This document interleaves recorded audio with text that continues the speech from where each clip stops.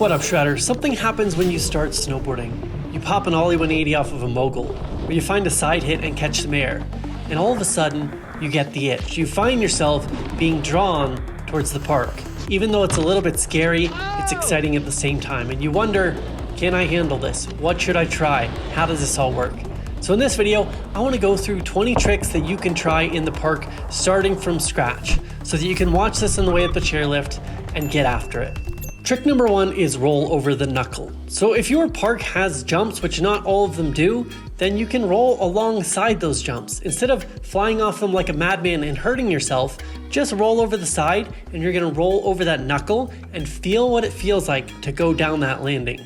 The more times you do that, the more comfortable you're gonna get with the shape of that jump. Trick number two is ollie off the knuckle. So you're gonna take that ollie you've been practicing outside the park, and instead of just rolling over, now that you're comfortable going down that landing, I want you to pop a little air into that knuckle. Go a little bigger each time, and that's gonna start to feel more and more like actually hitting the jump. Trick number three is we're gonna actually roll the jump. So you wanna be really comfortable going into the landing off the knuckle here. Start on the smallest jump in the park, and we're just gonna roll over it. What that means is we're gonna hit the jump technically, but we're not gonna pop. So we're not gonna go that high. We can even suck it up with our knees a little bit, and we're gonna get the feeling of going off that jump into the landing. Trick number four is we're gonna pop off that jump. So now we're putting it all together. That ollie, that snap of the tail, coming into the landing, rolling the jump. And this time, when we ride up that jump, we're just gonna compress a little bit into our legs and then pop at the top. You want to snap off your tail and pull those knees up into your chest. This is going to feel like way more air time, so start small and go bigger and bigger. Next trick is basic grab. So if you can pop that jump and suck those knees up into your chest, you're almost there. All you got to do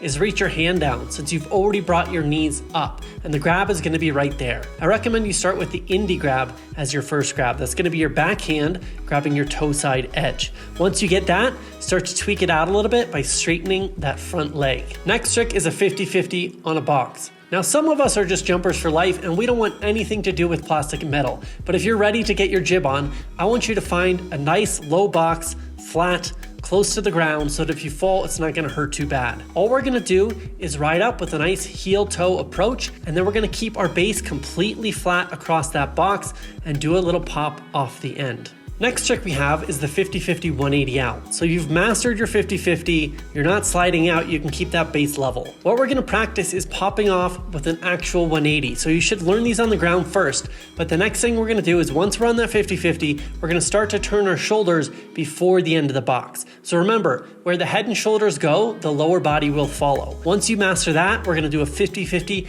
backside 180 out. Remember, just start to turn those shoulders while you're on the box, do the backside 180, come out fakie and ride away. Next trick we have is the board slide on a box. So same thing as 50-50, we have that nice level approach, and this time we're gonna pop a little ollie, we're gonna turn our lower body. We're gonna use counter rotation, so you can actually take your lead hand and keep it pointed towards the end of the box and just twist your lower body.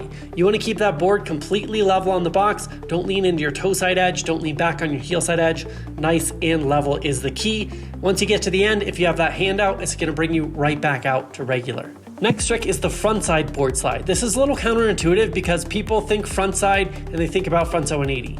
But a front side board slide, you're actually gonna put your back towards the box like a backside 180. It's called front side because the rail is in front of you. So what we're gonna do is we're gonna ride up on our toe side edge with the box in front of us, and then we're gonna turn our lower body 90 degrees, and again, reach for the end of that box with our front hand. What I like to do here is kind of press into my toe and feel that box underneath me, and that's gonna keep my board nice and level. Keep that base flat, look at the end of the rail, and you got this. Next trick is tail press a box and a rail. So you did the 50-50, you did the board slide, now we're gonna use the tip and tail of our snowboard. So go ahead and ride up just like a 50-50. Once you get there, move the hips over the back of the board, lean into that tail. When you get to the end, you wanna do a little pop and reset your hips so you come out level. If you can do the tail press, it's time to try the nose press on the box. So this time we're gonna lean into our nose.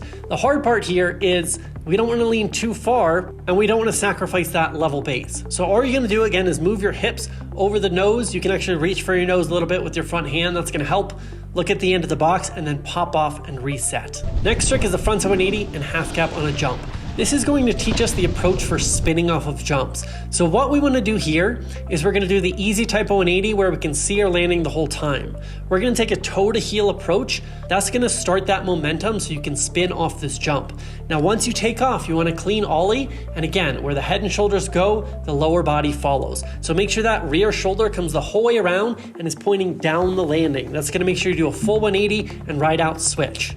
Once you can do that, try the half cab, which is a switch frontside 180. This can actually be a little easier. Even though you have to take off switch, you get to land regular. If you can master these two 180s, it's time to try the backside 180. So this time we're going to do backside and switch backside. All we're going to do is we're going to reverse the approach. So I'm going to come up on my heels on the right side of the jump, switch to my toes going up. That's going to create that momentum into the spin. I make sure I crack a proper ollie, and in the air, head and shoulders lead, lower body follows. I'm going to stare down at my front foot and try to ride out nice and level. Once you can do this, you're becoming a park monster. Your friends might even be saying you're a park rat, you don't want to do anything else anymore. And that's because, let's be honest, it's hard to beat the adrenaline rush that you get inside the park. So now we're going to step up our game and we're going to do advanced grabs. You have more air awareness, you can probably pop better by now. So we're going to add in some grabs like the method grab, the stalefish, mute, nose and tail, and even Japan. If you want to check out some of these advanced grabs, be sure to join Shred School where we walk you through each one step by step. All right, you're no longer a beginner in the park. You can do grabs, 180s, boxes, and rails. It's time to get your 360 on. All we're going to do is take that same approach we used for the 180, but we're going to wind up a little bit more this time. Now you should learn 360s outside the park on side hits and things like that. It's going to be a little more forgiving when you can just land on the run. But once you've mastered that, you've done about 10 of them outside the park, you land on your feet. We're just going to take that toe to heel approach for that frontside 360. We're going to wind up by pulling our rear arm back and then pop off that lip and spin the 360. For the frontside 3, you're going to land blind. So you want to stare down at your feet to actually ride away clean. If you can do that, we're going to go for the backside. Come up with a heel to toe approach. Most people on backside spin too early when they're learning. So you actually want your board to go straight off the ramp even though your head and shoulders are starting to spin. So there's going to be some counter rotation there. Now keep looking over that rear shoulder. Once you look over that shoulder, you can see you're landing the whole time floating down. This one's a lot easier to land. You're probably getting a little cocky by now. You've landed all these tricks, so we're going to go ahead and bring the tame dog into the equation. We're going to go right back to where we started, which is rolling over the knuckle. The tame dog, instead of just popping into that landing, we're actually going to do a front flip. So we just rock back a little bit, pop off our nose, roll over our shoulder just like a cartwheel, and come right around to the feet. If you can master the tame dog, it's time to do